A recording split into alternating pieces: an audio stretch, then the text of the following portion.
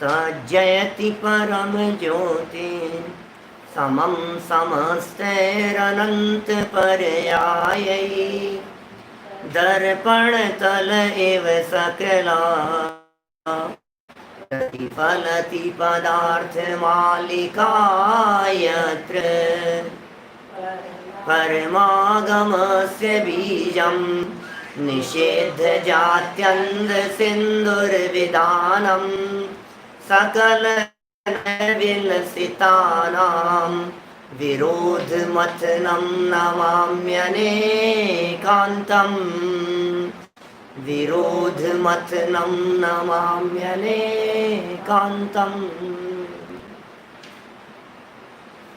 पुरुषार्थ सिद्धि उपाय नामक ये ग्रंथ है आचार्य अमृतचंद्र स्वामी की अनुपम कृति। हिंसा और अहिंसा का विवेचन करने वाला यह उत्कृष्टतम ग्रंथ और सूक्ष्मतम अहिंसा की व्याख्याएं इस ग्रंथ के माध्यम से की गई है। अब आचार्य देव यहाँ हिंसा और अहिंसा के संदर्भ में धर्म ठहराने वाले मिथ्यामतियों की कुयुक्तियों की चर्चा कर रहे थे। और आप लोगों को ध्यान होगा कल तक हम यहाँ 6 युक्तियों तक की चर्चा कर चुके हैं। क्या क्या मान्यताएं रखता है ये व्यक्ति, ये किस किस प्रकार की मिथ्या मान्यताएं रखता है अपनी बात का पोषण करने के लिए। आप लोगों को कुछ याद है या नहीं है? पुरानी बातें याद है? कौन कौन सी युक्तियां हैं? पहले नंबर की युक्ति, बोलते जाना। पहले नंबर की युक्ति धर्म। ये कहता है धर्म के नाम पर हिंसा करने में कोई दोष नहीं है, धर्म के नाम पर तो चलती है। तो ये पहले प्रकार की कुयुक्ति हो गई। दूसरे नंबर की देवों के लिए,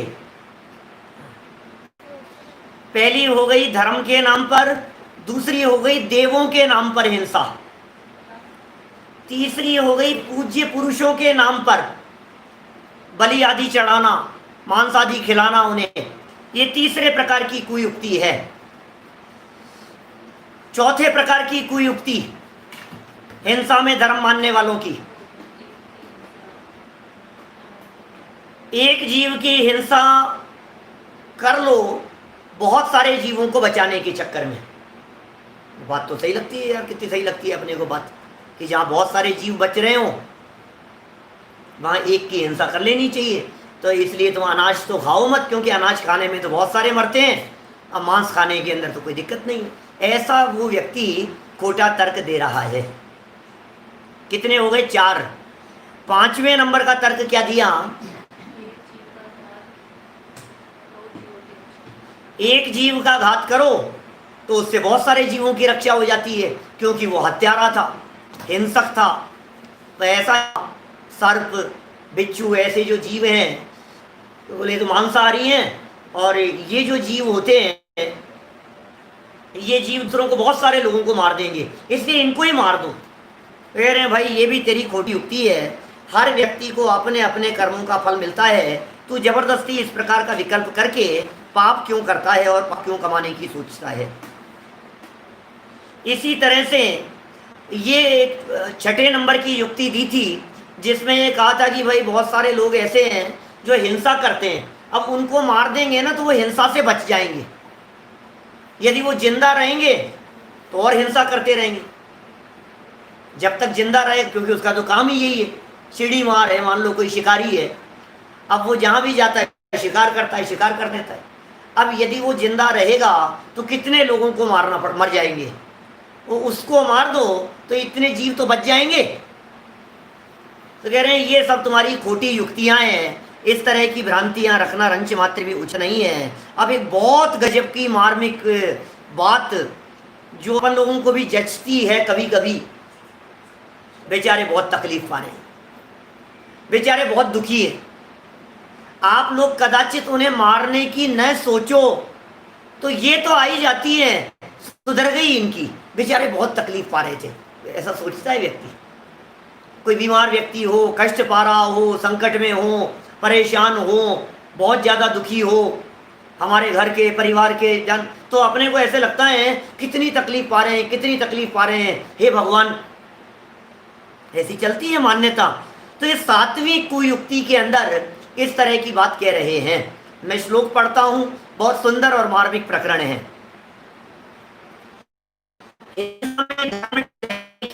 7वीं कुयुक्ति प्रकरण ख्याल में आ ही रहा होगा। जो लोग नए होंगे शायद उनके ख्याल में नहीं आए। प्रकरण ऐसा चल रहा है कि हिंसा करो गलत नहीं है। शिष्य है इस तरह, वो कहता है हिंसा करो कोई गलती नहीं है। और गलती कैसे नहीं है, तो सुबह के प्रकरण में कोई बात कही थी क्या इस तरह की, जो इस देते हैं मांसाहार के खिलाफ तर्क दे देते हैं, है ना, इधर उधर के तर्क दे देते हैं कि यार बात तो सच्ची है यार, इतने जीव मरेंगे उससे तो अच्छा है कि कल ही हुई थी शायद बात। 85 नंबर का श्लोक है। बहु दुखा संज्ञपितः प्रयान्ति स्वचिरेण दुख विचित्यम इति वासना कृपाणि मारायण दुखिनो विहंतव्याः। तू माने और बहु दुखा संज्ञपितः अनेक दुखों से पीड़ित जीव अचिरेण थोड़े ही समय में दुख विच्छित्यम दुखों का अंत प्रयांति पा जाएंगे। तर्क है वैसा, बहुत ज्यादा दुखी थे और यदि हम कुछ करेंगे तो बेचारे दुखों से मुक्त हो जाएंगे। सोच लेता है व्यक्ति ऐसा। मैंने एक बार बहुत पहले कहीं सुना था इस तरह का, अभी मुझे याद नहीं आ रहा, लेकिन उसमें बहुत ज्यादा तकलीफ पाते हुए को उन्होंने मारने की परमिशन दे दी। माने ऐसा कि इनको मार दो कोई बात नहीं, बेचारे दुखों से मुक्त हो जाएंगे। वो भी बार बार में कहे मैं मर जाऊं तो अच्छा है, मैं मर जाऊं तो अच्छा है। तो जो दूसरे लोगों ने मार दो इनको, इच्छा मृत्यु, इच्छा मृत्यु जैसी फीलिंग लोगों में, मर्सी की है, मर्सी डेथ, ऐसा मर्सी किल, तो ऐसा होता है इच्छा मृत्यु। जैसा मरना चाहता हूं मैं बहुत ज्यादा दुखी हूं, तो यदि मैं मर जाऊंगा तो दुखों का अंत हो जाएगा। अच्छा, जो लोग आत्महत्या करते हैं वो लोग क्या करते हैं, मतलब आत्महत्या करने वाले भी तो इसीलिए सुखी होते हैं ना, कि भाई मैं मर जाऊंगा तो सुखी हो जाऊंगा। आत्महत्या करके सुखी होना चाहता है व्यक्ति, लेकिन हमारे जनागम में तो ये कहा है सुखी होने का उपाय आत्महत्या नहीं है, आत्म आराधना है। आत्महत्या करके आज तक कोई जीव सुखी नहीं हुआ, आत्म आराधना से सुखी हुआ जाता है। इसलिए हे भव्य जीवों, यदि तुम्हें सुखी होना हो तो आत्म आराधना करो, आत्महत्या मत करो। यहां तक कहा है हमारे यहाँ समाधि मरण के प्रकरण में। सुनना, बड़ी गजब की बात है। संलेखना के संदर्भ में प्रश्न भी आ रहे हैं, मैं वही कहने वाला हूं। संलेखना और समाधि के संदर्भ में ऐसी चर्चा हमारे यहाँ जैन आमनाय में भी चलती है, संलेखना मरण होना चाहिए। और हमारे राजस्थान हाईकोर्ट का तो बहुत बड़ा केस जिसने पूरे दुनिया को हिला दिया, दुनिया के जैन समाज को, किससे छिपा हुआ है। सारे जैन समाज के दिगंबर श्वेतांबर सब मिलकर के संलेखना प्रकरण में सड़कों पर आ गए थे। ये बात सबके ख्याल में है ना। राजस्थान जयपुर के हमारे बहुत सारे एडवोकेट जिन्होंने ये केस लड़ा, हम भी उसमें शामिल थे।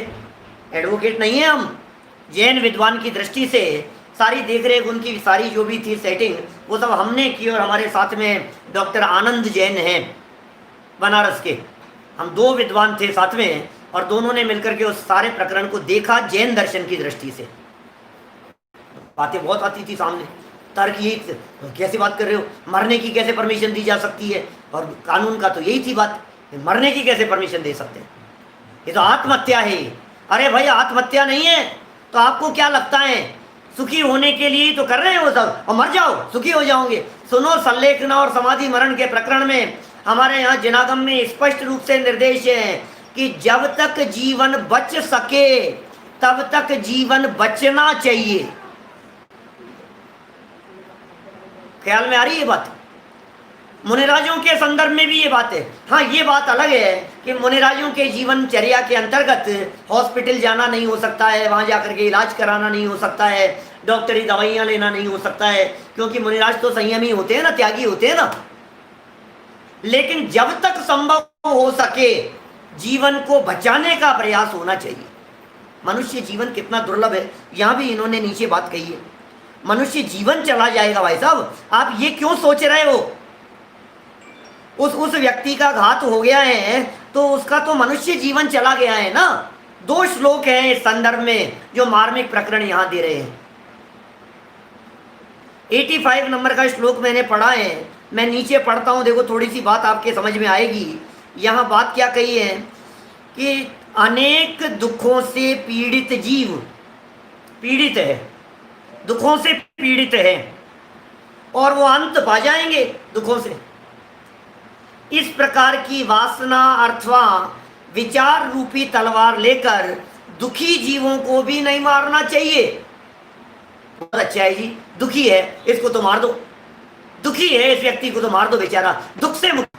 आप कदाचित ऐसी बातें नहीं सोचते होंगे, मुझे पता है, लेकिन आपकी जबान से कई बार ऐसे वाक्य निकलते होंगे अपने घर के बड़े बुजुर्गों को देखकर, उनका मरण हो जाने पर सुधर गई यार, बहुत तकलीफ पा रहे थे, 5 साल से बहुत तकलीफ पा रहे थे, 15 साल से बिस्तरों पर पड़े हुए थे। बोलो सही बात है कि नहीं? ऐसी दादाजी कितने सालों से पड़े हुए थे? 25 साल से पड़े हैं, 20 साल से पड़े हुए हैं, आंखों से दिखाई नहीं देता है, बिस्तरों से उठा बैठा नहीं जाता है, तबीयत बहुत ज्यादा खराब है, जवान से बोला नहीं जाता है, सारी तरह तकलीफें हैं खतरनाक।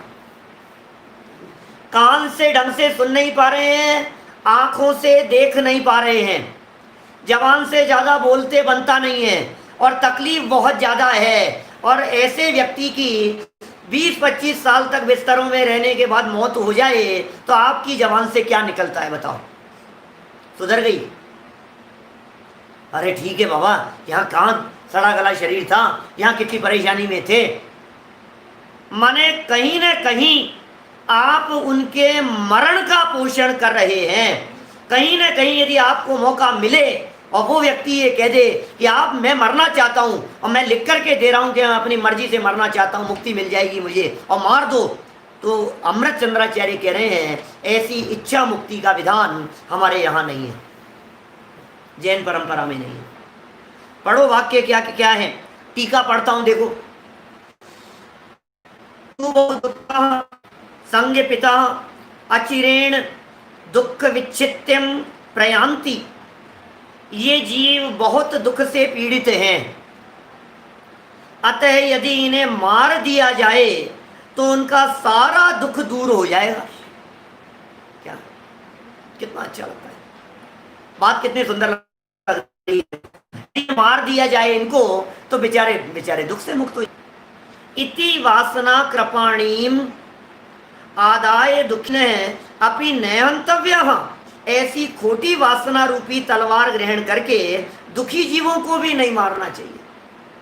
बेचारा बहुत दुखी है, बहुत तड़फड़ा रहा है, मर जाएगा तो शांत हो जाएगा। करते हैं लोग इस तरह का, ज्यादा तड़फ रहे होते हैं ना तो मार देते हैं, शांत हो गया, अब देखो अब शांत हो गया।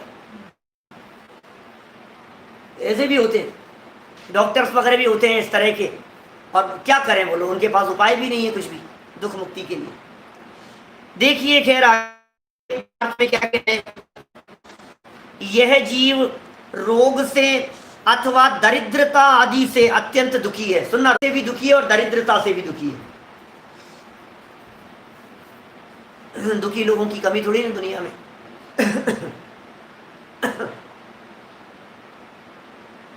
115 नंबर पेज है। यह जीव रोग से अथवा दरिद्रता आदि से अत्यंत दुखी है, यदि इसे मार दें तो उस दुख से वह मुक्त हो जाएगा। ऐसी श्रद्धा नहीं, मनुष्य और तिर्यंची की आयु पुण्य के उदय से बड़ी होती है। ये देखो टोडरमल जी का, ये बहुत मार्मिक पॉइंट है भाई साहब। ये मनुष्य जीवन यदि छूट जाएगा तो कौन सी गति में जाएगा तुझे पता है? तुझे अंदाजा है क्या थोड़ा बहुत भी?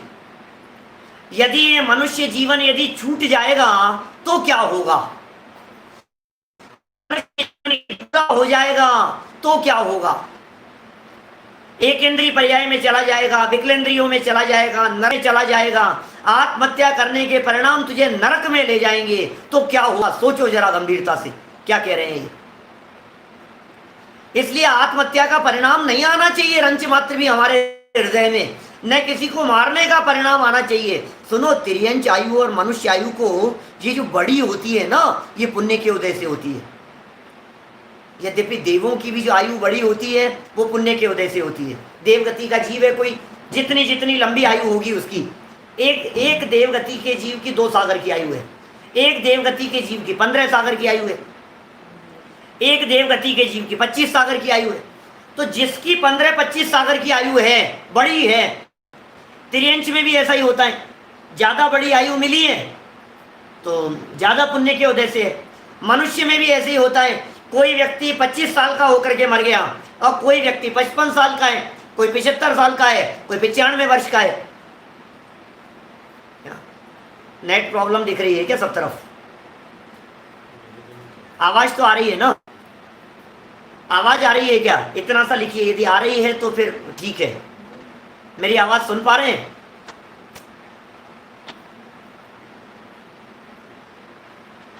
जी सुन रहे हैं ना?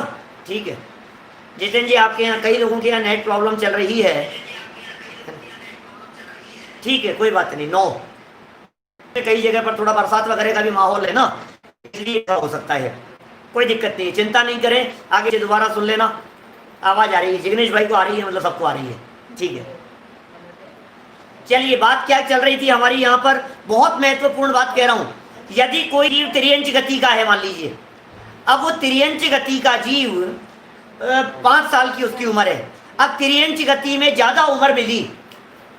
अब यदि तिर्यंच गति में ज्यादा उम्र मिली है, वो उसकी पुण्य के उदय से मिली है। देवगति में ज्यादा उम्र मिली है, वो पुण्य के उदय से मिली है। मनुष्यों में ज्यादा आयु मिली है, वो उसके पुण्य के उदय से मिली है। लेकिन नरक में उल्टा होता है।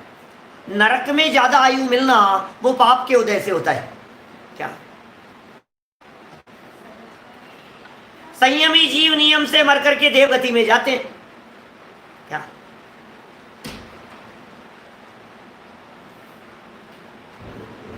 संयमी जीव जितने भी हैं वे मर करके देवगति में जाते हैं। अब आपने क्या किया?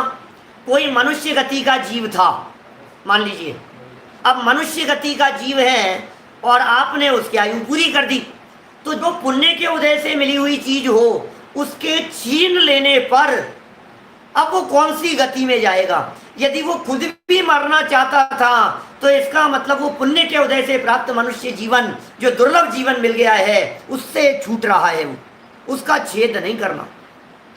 पुण्य के उदय से बड़ी होती है भाई साहब आयु।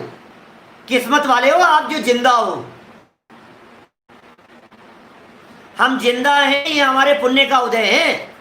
कितना भी पाप कर्म का उदय क्यों नहीं हो, शरीर में कष्ट हो, शरीर में पीड़ा हो, शरीर में तकलीफ हो, लेकिन यदि हमारी आयु साथ में है तो इसका मतलब यह है कि हमारे तीव्र पुण्य का उदय चल रहा है। सुनो, यहां आपको तत्व ज्ञान मिल गया है, यहां आपको जनवाणी सुनने का अवसर मिल गया है, यहां आपको ये वीतरागी तत्व ज्ञान जिनेंद्र देव की वाणी सुनने का अवसर मिल गया है। मैं आपसे पूछता हूं, यदि आप ये थोड़ी सी कष्ट के कारण जीवन पूरा करने की भावना भाएंगे तो नरक और तिर्यंच में कहां जाकर के जनवाणी सुनने का अवसर मिलेगा? यहां मिल रहा है ना, ये महाभाग्य से मिल रही है जनवाणी की चर्चा। कान में पढ़ना महाभाग्य से होता है। कभी जीवन में इस तरह का विकल्प नहीं आना चाहिए कि साहब, बहुत तरह के लोग ऐसे हो सकते हैं दुनिया में जिन्हें कष्ट और तकलीफ में ऐसा विकल्प आता है कि भाई साहब मर जाएं तो अच्छा है। गलती से भी नहीं, क्योंकि मनुष्य जीवन छोड़ने की भावना भा रहे हो आप। तिर्यंच गति में था, नरक में था, देवगति में था, तब तो तरसता था मनुष्य जन्म प्राप्त करने के लिए, और आज तुझे मनुष्य जन्म मिल गया है तो थोड़ी सी कष्ट और पीड़ा देख करके तुझे लग रहा है कि ये मनुष्य जन्म छूट जावे, तो अगला कौन सा मिलेगा तुझे? मतलब बहुत समझने योग्य बात है। संकट किसके जीवन में नहीं आते हैं, बतलाइए मुझे। परेशानियां किसके साथ में नहीं आती है? किसके साथ में ऐसी परिस्थिति नहीं बन सकती है कि फ्रैक्चर हो जाए? डिप्रेशन में कौन नहीं है आज? हर व्यक्ति डिप्रेशन में, हर व्यक्ति कह रहा हूं मैं, बोलो, जिसके पास में तत्व ज्ञान नहीं है, हर व्यक्ति डिप्रेशन में, कोई कम और कोई ज्यादा, इतना ही फर्क है। कोई ज़्यादा डिप्रेशन में होता है तो आसपास वालों को परेशान कर देता है, कोई कम डिप्रेशन में होता है तो खुद ही दुखी होता रहता है। ये जो अवसाद की स्थिति है, डिप्रेशन, मेंटल जो डिस्टर्ब रहता है, तनाव में रहता है, सर दुख रहा है, बात जच नहीं रही है, सामने वाले की बात मुझे पच नहीं रही है, ये जो बात है ये डिप्रेशन का शिकार है। उसने ऐसा क्यों कह दिया, और 3 दिन तक सोचे जा रहा है और दिमाग खराब हो रहा है और रातों की नींद उड़ गई है, ये डिप्रेशन में है। तो बिजनेस को लेकर के डिप्रेशन में आ जाता है, कभी पार्टियों को लेकर के डिप्रेशन में आ जाता है, कोई पैसे ले गया, किसी ने कुछ कर दिया, किसी ने किसी को नुकसान पहुंचा दिया, किसी ने 2 अपशब्द कह दिए, अब ये उसको सोच सोच करके 3 महीने हो गए, दिमाग खराब हो रहा है इसका, ये डिप्रेशन में है। और क्या कहेंगे, डिप्रेशन क्या होता है? हर आदमी डिप्रेशन में है जिसके पास में तत्व ज्ञान नहीं है, जिसके पास में वस्तु स्वरूप का विचार नहीं है, जिसके पास में भेद विज्ञान नहीं है, जिसके पास में जनवाणी नहीं है, जिसके पास में ये वीतरागियों की वाणी नहीं है, वो हर व्यक्ति डिप्रेशन में है। इलाज क्या है? इलाज ये है, मनुष्य जीवन मिला है यार, क्या बात कर रहा है? पैसा ही तो चला गया है ना, पद प्रतिष्ठा ही तो चले गई है, तेरा तत्व ज्ञान तो कोई तेरे से छीन नहीं सकता है। ये क्यों नहीं विचार करता है? शरीर छीन लिया, घुटने टूट गए, कमर काम नहीं कर रही है, डॉक्टरों ने जवाब दे दिया है, पैसा ले गए, करोड़ों रुपयों का नुकसान हो गया। अरे मनुष्य आयु तो है कि नहीं, ये बता। तो इन कष्टों से मुक्ति प्राप्त करने के लिए अपनी, अच्छा मैं आपसे पूछता हूं, एक तरफ 5-25 करोड़ की संपदा है, जितने लोग आत्महत्या करते हुए दिखाई देते हैं ना, उनमें 90% लोग ऐसे दिखते हैं जिनके कुछ पैसे की प्रॉब्लम होती है, झटका लग जाता है, 10-20-25 करोड़ का झटका लग गया, व्यक्ति कूद करके आत्महत्या कर ली। उसने कितने केस मिलते हैं, ऐसे होता है कि नहीं? माने उसने आत्महत्या करने का निर्णय क्यों किया? 25 करोड़ का नुकसान हो गया, 50 करोड़ का नुकसान हो गया, 100-200 करोड़ का नुकसान हो गया, और इसने सोचा भैया मर जाओ, अब तो मर जाते हैं। मैं आपसे पूछता हूं, एक तरफ 200 करोड़ है और दूसरी तरफ आपके मनुष्य जीवन के 2 साल हैं, वो दोनों में से कौन वैल्यूएबल है? विचार करो थोड़ा सा। 200 करोड़ बराबरी कर सकते हैं क्या आपके मनुष्य जीवन के दुर्लभ क्षणों की? 100-200 करोड़ लेकर के कोई मनुष्य जीवन के दुर्लभ क्षण दे सकता है क्या? आयु बढ़ा सकता है क्या? तुम मरने की क्यों सोच रहे हो? कैसे विचार आ गया तुम्हारे दिमाग में मरने का? पैसे की वजह से? नहीं नहीं साहब, क्या बतलाएं आपको, सवाल पैसे का नहीं है, शरीर से बहुत दुखी है साहब, क्या करें, पीड़ित है भाई साहब, परेशान बहुत ज्यादा है, परेशानी को मिटा दो आप। तो तुझे क्या लगता है परेशानी मिटी है? उपाय क्या है? प्रॉब्लम बहुत है मुझे मालूम है, लेकिन इस प्रॉब्लम का सॉल्यूशन क्या है ये बताओ। सॉल्यूशन आत्महत्या करना है? 99% तो फाइनेंशियल प्रॉब्लम होती है। देखो जरा क्या लिखा है यहाँ, बहुत गजब की लाइन है भाई साहब। सच में हम परेशानियां सबकी लाइफ में आ रही है, आपके हमारे, हम लोग सब मनुष्य गति के जीव हैं। पुण्य कर्म का उदय बदल करके पाप में कहा जाता है और पाप का बदल करके पुण्य कहा जाता है। पुण्य से पाप और पाप से पुण्य में परिस्थितियां बदलती रहती है। कभी परीक्षा में कुछ हो जाता है, एग्जाम में फेल हो गया मान लो, कहीं किसी के अंदर कुछ हो गया, कहीं टीचर ने कुछ कह दिया, कहीं दोस्तों ने कुछ कह दिया, कहीं आपस में झगड़ा हो गया, कहीं वाइफ ने कुछ कह दिया, कहीं सास ससुर ने कुछ कह दिया। कुछ प्रॉब्लम तो सबके साथ है ना। बच्चे पलट करके सामने जवाब देने लग गए, आत्महत्या करने की सोच लेता है, अरे मेरे बच्चे मेरे साथ में नहीं है, मैं क्या सोच लेता है। कितनी सुंदर बात है। सुनो, दूसरों को तो मारना ही नहीं, खुद भी मरने की नहीं सोचना। और पॉइंट कितना सुंदर दिया है, एक वाक्य इतना जबरदस्त है। मेरे कुछ प्रवचन है मनुष्य जीवन की दुर्लभता के ऊपर, सुन लेना एक बार, यदि आपको लगे कि ये क्या है चीज, क्या मिल गई है हमारे को। जो चीज जितनी दुर्लभता से मिली हो उसकी कीमत भी उतनी ही हमें समझनी चाहिए। वाक्य पढ़ो कितना सुंदर है, 115 नंबर पेज और तीसरी लाइन। मनुष्य और तिर्यंच की आयु पुण्य के उदय से बड़ी होती है। अब इस वाक्य में कितना मर्म छिपा हुआ है उसे देखो आप। मनुष्य और तिर्यंचों की आयु बड़ी हो रही है, वो पुण्य के उदय से हो रही है। अब एक तरफ मनुष्यों की पुण्य के उदय से बड़ी आयु, और दूसरी तरफ आपकी प्रॉब्लम्स, पाप कर्म का उदय, और मनुष्य आयु ये पुण्य का, दोनों चीजें एक साथ चल रही है, ध्यान देना। सैनी पंचेंद्रिय है, ये पुण्य का उदय चल रहा है। मनुष्य आयु है, ये पुण्य का उदय चल रहा है। पैसा चला गया है, ये पाप कर्म का उदय है। अब ये पाप कर्म का उदय जिसको हावी दिखाई देता है वो आत्महत्या कर लेने की सोचता है, और जिसे ये महसूस होता है कि पाप कर्म का उदय कुछ नहीं है, ये पुण्य का उदय है कि मैं सैनी पंचेंद्रिय हूँ, ये पुण्य का उदय है कि मैं मनुष्य गति का जीव हूँ, ये पुण्य का उदय, समझ लीजिए आप वो भाग्यशाली जीव है। अब आत्महत्या का विकल्प नहीं आएगा उस व्यक्ति को कभी भी अपने दिलो दिमाग में। बड़ी चीज नहीं, पुण्य क्या है? पैसे से ही पुण्य को तोलते हो क्या आप? जब कभी पुण्य पाप कर्म के उदय की चर्चाएं चलती है, मैं कभी कभी इस तरह की बात बोल देता हूं कि भैया पुण्य का संबंध पैसे से नहीं होता है। पुण्य का उदय था ना आपका, पुण्य का उदय हो मानो, और पैसा बिल्कुल नहीं हो। पुण्य का उदय इतना हो कि लोग जय जयकार करते हो, पुण्य का उदय इतना हो कि व्यक्ति आपको सर माथे पर रखते हो, पुण्य का उदय इतना हो कि व्यक्ति जहां देखो वहां आपकी पूछ हो रही है, जय जयकार हो रही है पुण्य के उदय में, लेकिन पैसा बिल्कुल नहीं हो।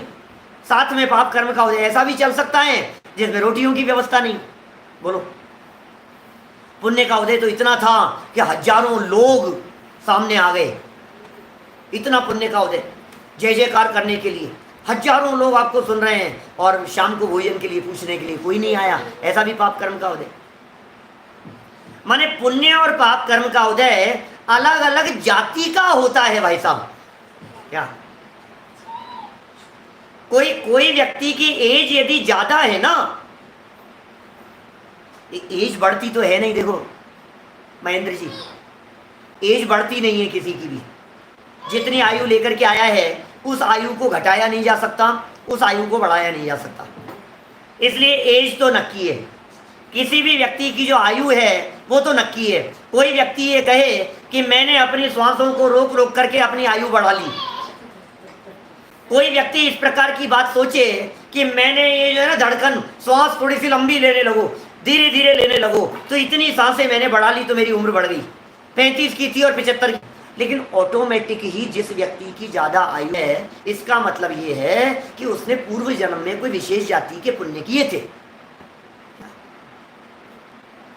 अभी प्रश्न पूछते हैं लोग इस तरह के कि साहब उम्र बढ़ रही है, क्षयोपशम कम हो रहा है। अरे क्षयोपशम कम होना पाप का उदय है, लेकिन जिंदा रहना पुण्य का उदय है। एक साथ दो चीजें नहीं होती है क्या? हजार चीजें एक साथ होती है।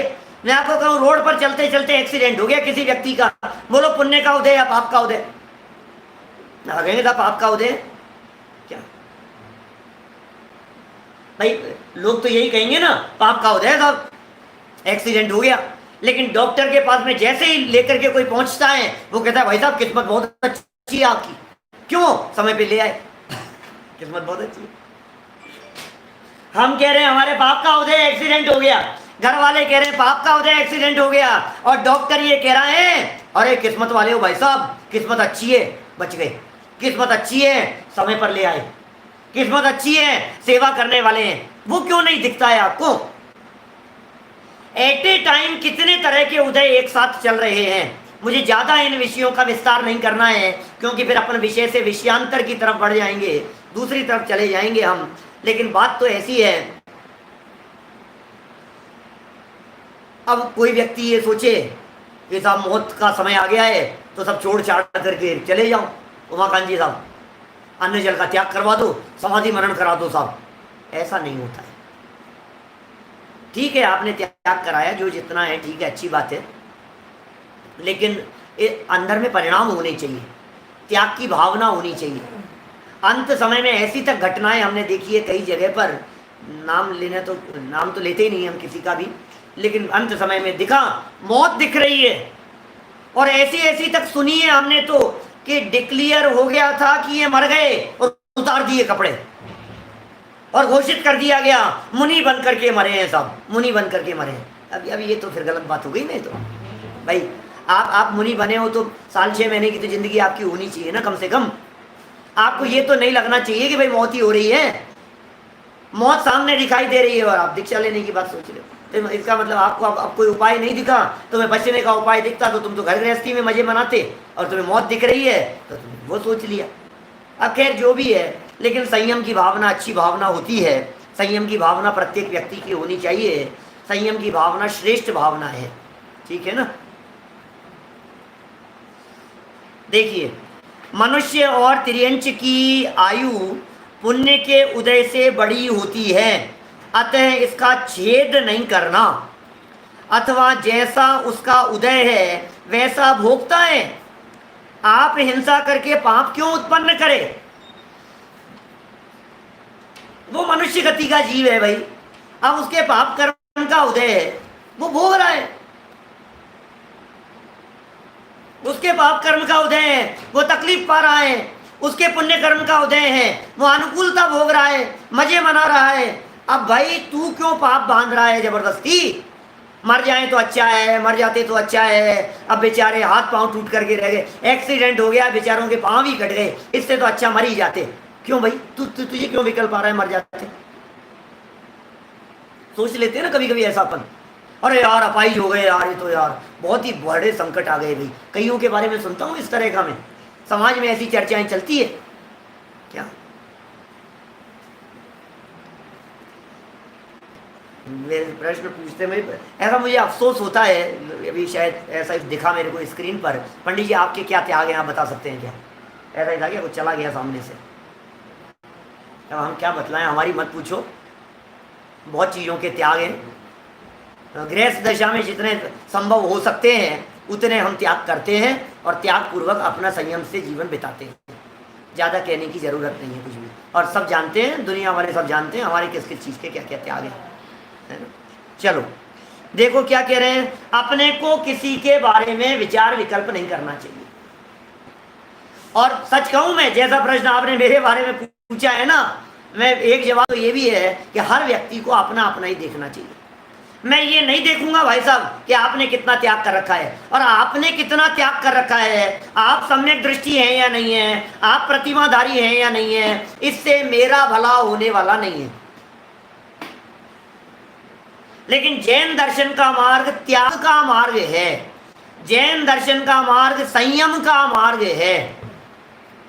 इस व्यर्थ के प्रश्न नहीं करके अच्छा प्रश्न पूछे आप, जैसे जिग्नेश भाई ने पूछा कि तिर्यंच आयु ज्यादा बड़ी होने में पुण्य के उदय का क्या हेतु है।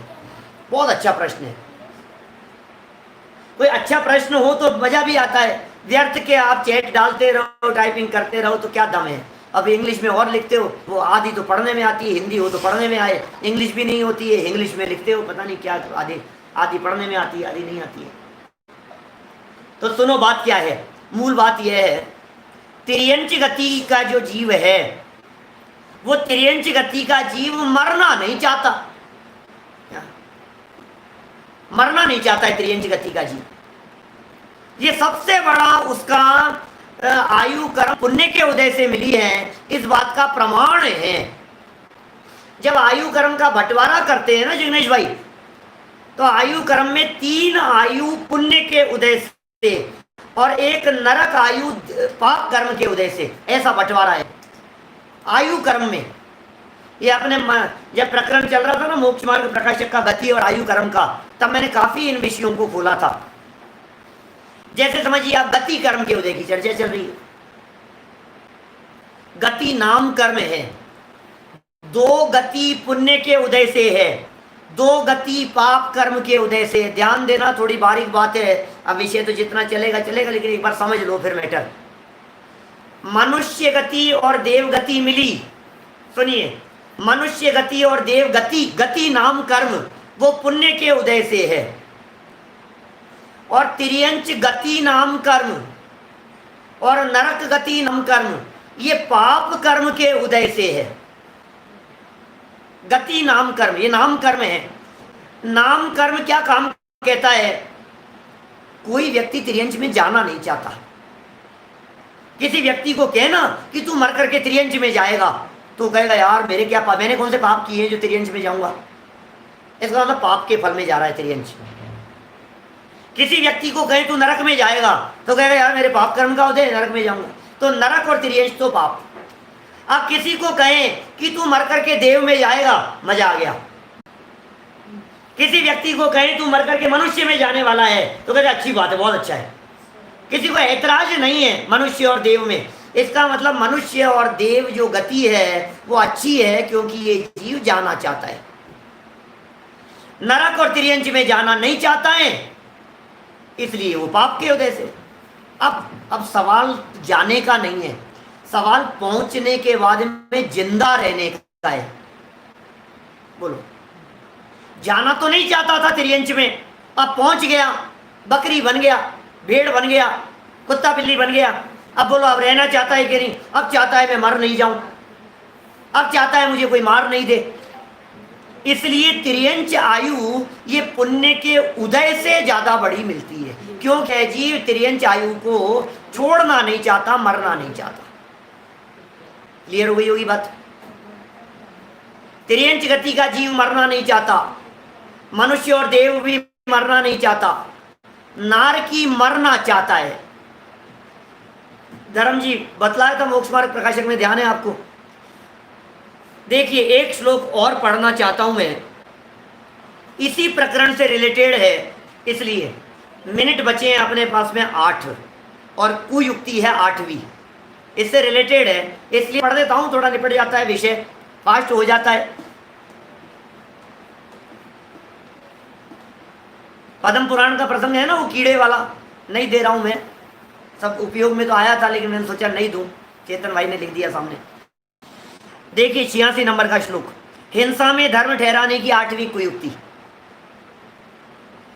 कृच्छ्रेण सुखावाप्तिर् भवन्ति सुखिनो हता सुखिनैव इति तर्क मंडलाग्रह सुखिनाम घाताय नादेय। क्या कह रहे हैं? सुखावाप्ति है क्या? सुखावाप्ति है, सुख की प्राप्ति कृच्छ्रेण कष्ट से होती है। अभी ये क्या गजब, लोगों की ऐसी चलती होगी शायद, मेरे ख्याल से मान्यताएं इस प्रकार की कि भैया सुनो, यदि ये जीव कष्ट पाएगा ना तो फिर आराम मिलेगा। ये जगत में कहावत है, दुख पाएगा तो सुख मिलेगा। बच्चों को उपदेश देते हैं भाई साहब घर गृहस्थी में, बोलो थोड़ी सी तकलीफ पालो बेटा अभी, फिर बाद में मजे से, फिर बाद में मजे करना, ऐसा उपदेश है। अभी खेल रहा है बच्चा, अरे बेटा थोड़ा सा तकलीफ पाले, खेले मत, फिर जब अच्छा रिजल्ट आ जाएगा ना फिर खूब खेलना, ऐसा उपदेश देते हैं बच्चों को। ये कहते हैं नहीं नहीं बेटा अभी नहीं, अरे अभी तो तुम खूब मेहनत करने की उम्र है, फिर जब थोड़े बड़े हो जाओगे ना तब खेलना। अरे भाई खेलने की उम्र तो अभी है, और तुम कह रहे हो बाद में मजे करना। मैं अभी मजे कर रहा हूं, अभी के मजे तो तुम छुड़ा रहे हो और कह रहे हो बाद में करना। ये तर्क है, कॉमन तर्क है जो जगत में दिया जाता है। पैसा कमाने के लिए यही तर्क दिया जाता है जगत में, यही कहते हैं भाई साहब थोड़ा सा परेशान हो लो कोई बात नहीं, बाद में सुख से जीना। थोड़े तकलीफ दिख रही हो, थोड़ा कष्ट दिख रहा हो तो कोई बात नहीं, बाद में मजे होंगे तुम्हारे। ये तर्क कह रहा है सामने, लोक में सुखी होंगे। जीव थे, हमने उनको मारा तो मारने में उनको तकलीफ हुई, अब तकलीफ पाकर के मरे तो तकलीफ में मरेंगे, तो तकलीफ पाकर के मरे तो अब वो सुख मिलेगा उनको। कोई युक्ति है, खोटी युक्ति है। अमृत चंद्राचार्य कहां कहां से लेकर के आए हैं, हमें तो कैसा आश्चर्य लगता है कि दुनिया में इस तरह की विचारधारा रखने वाले लोग भी होंगे। जिहाद के नाम पर करते हैं, मरने के नाम पर करते हैं, धर्म के नाम पर मर जाने में समझते हैं थोड़ा सा कष्ट सह लो, आत्महत्या कर लो, मर जाओ, धर्म के नाम पर यदि मैं मर जाऊंगा परलोक पे चला जाऊंगा, अच्छा हो जाएगा, सुधर जाएगी मेरी। बोलो, ये कह रहे हैं सुख की प्राप्ति कष्ट से होती है, अतः मारने में आए हुए सुखी जीव परलोक में सुखी होंगे। जो मारने में आए हैं ना, तकलीफ पाई है ना उन्होंने, अभी सुखी होंगे। इस प्रकार कुतर्क की तलवार सुखी जीवों के घात के लिए अंगीकार नहीं करना चाहिए। 7वें नंबर की कुयुक्ति में कहा था दुखी जीवों को दुख मुक्ति के लिए मत मारो, और 8वीं में कह दिया कि नहीं दुखियों को तो नहीं मार रहे हैं, लेकिन ये जो सुखी है ना इसको मार करके यदि ये आयु पूरी होगी इसकी तो फिर सुखी मिलेगा, इसका ही भला होगा। भाई देखो जो व्यक्ति और जगत में अपन सुनते भी हैं, अपने आपस में चर्चाएं करते हैं कि भाई यदि ये सुख में मरेगा तो नरक में जाएगा और तकलीफ पाते हुए मरेगा तो स्वर्ग में जाएगा। ये तो जगत में अपन बातें करते ही है ना इस प्रकार की। जो राजगद्दी से मरता है, चक्रवर्ती सम्राट है, महलों में जिसका मरण हुआ है, वो मर करके कहाँ चला जाएगा? नरक में जाएगा नियम से। राजेश्वरी थे नरकेश्वरी, ऐसा है ना। और जिसने त्याग करके थोड़े कष्ट भोग लिए वे कहेंगे स्वर्ग में चला जाएगा। तो स्वर्ग में कौन जाएगा और नरक में कौन जाएगा, इसका मोटा मोटा अपने को ऐसा लगता है तकलीफ से मरेगा तो अच्छी गति मिलेगी। ये लोगों की आम धारणा हो सकती है, उसका निषेध यहाँ इस श्लोक में इन्होंने किया है। देखिए टीका पढ़ता हूं। कृच्छ्रेण सुखावाप्ति, कष्ट से सुख की प्राप्ति होती है। सुखिनः हताः सुखिनः एव भवन्ति, इसलिए सुखी जीवों को मारा जाए तो परलोक में भी सुखी होंगे। सुखियों को मारो परलोक में भी सुखी होंगे। सुखी नाम अताय इति तर्क मंडलाग्रह न आदेय है। सुखी जीवों के घात के लिए इस प्रकार का विचार किसी को नहीं करना चाहिए। क्या समझ में आ रही है बात? इस प्रकार का विचार नहीं करना चाहिए सुखी जीवों के लिए कि भाई इनको सुखियों को मार दो। पहले दुखियों को मारने का निषेध किया, अब सुखियों को मारने का निषेध कर रहे हैं। चलिए भावार्थ पढ़ते हैं, है ना। सुख कष्ट से होता है, इसलिए इन सुखी जीवों को काशी के करवत इत्यादि रीति से मारा जाए तो परलोक में भी वे सुखी होंगे। काशी करवत लेने की बात है, अभी हमारे सुबह के प्रकरण में भी आएगा। आजकल समय समाधस किया हुआ है थोड़े दिनों से, बदलेगा तो फिर बताएंगे। तो ये जो बात है ना काशी करौत की चर्चा दादा ने बतलाई थी, 2-5 दिन पहले प्रकरण में आई थी। काशी करौत क्या चीज होती है? काशी में एक कुआं बनाया हुआ है और वहां ऐसे तलवारें भाले इस तरह के लगे हुए हैं, तो ऊपर से पटका जाता है। तो जब जीव वहां से नीचे गिरता है तो गिरते हुए वो जो तलवारें और खंजर वगैरह है ना उनसे कटता हुआ लहूलुहान होता हुआ मर जाता है। तो बोले कष्ट सह करके मरा था तो ये इसका परलोक अच्छा होगा, ऐसी धारणा है, ऐसी मान्यता है, उसका निषेध कर रहे हैं। इन सुखी जीवों को काशी के करवत इत्यादि रीति से मारा जाए तो परलोक में भी वे सुखी होंगे, ऐसा श्रद्धान नहीं करना चाहिए। ये खोटा श्रद्धान है, यह मिथ्या मान्यता है, ऐसी मिथ्या मान्यता नहीं रखनी चाहिए। इस प्रकार मरने से स्वयं मरे या दूसरों को मारे तो सुखी कैसे हो सकता है? इस तरह के कुछ तर्क आगामी लोगों ने भी दिए हैं। क्या तर्क दिए हैं आगामी लोगों ने? आगे आगे खारपटीक मतों की चर्चा है, कल करेंगे चर्चा अपन उसके संबंध में। ये कह रहे हैं स्वयं मरे या दूसरों को मारे, खुद मर जाए या तो खुद ने आत्महत्या करने की ठान ली वहां, और या फिर दूसरों को मारे। तो मुझे ये समझ में नहीं आ रही है, अमृत चंद्राचार्य कह रहे हैं हमें ये समझ में नहीं आ रही है सुखी कैसे होगा, कैसे सुखी हो जाएगा ऐसे मरने से? सुखी तो सत्य धर्म के साधन से हो सकते हैं भैया। सुखी होने का उपाय सत्य धर्म का साधन है। मुझे याद आती है मेरी भावना की अंतिम लाइन जिसके अंदर लिखा है वस्तु स्वरूप विचार खुशी से सब दुख संकट सहा करे। सुखी होने का उपाय तो वस्तु स्वरूप का विचार है, सुखी होने का उपाय तो आत्म स्वरूप का चिंतन है, सुखी होने का उपाय तो वेद विज्ञान है, सुखी होने का उपाय तो आत्म आराधना है, सुखी होने का उपाय तो आत्मा और परमात्मा को पहचानना है, सुखी होने का उपाय तो अंतर्मुखी दृष्टि है, सुखी होने का उपाय तो अंतर में समा जाना है, आत्मा को जानना है, आत्मा को पहचानना है, आत्मा में समा जाना है। ये उपाय है भाई साहब सुखी होने के। ये सुखी होने के नाम पर खोटी खोटी युक्तियां बनाता है। आचार्य देव उसका यहाँ निषेध कर रहे हैं। ये सारी चर्चा अपेक्षित विस्तार से हमने यहाँ की है। हम सभी अपनी मान्यताओं को सुधारें। इस प्रकार की मान्यताएं हमारी तो है नहीं, लेकिन कभी कदाचित पोषण करने की बात आती हो किसी की हिंसा के संदर्भ में, तो उनके भी यहाँ निषेध की बात कर दी गई है। हम सभी अपनी मान्यताओं को सुधार कर, अपने अभिप्राय और श्रद्धान को बदल कर हम सभी सुखी हों, इसी मंगल भावना से यही विराम दें। निज निधि निज में बताई यह अनंत उपकार है, उसके लिए जिन वाणी माँ को वंदना शत बार है, वंदना शत बार है। 9 बार कर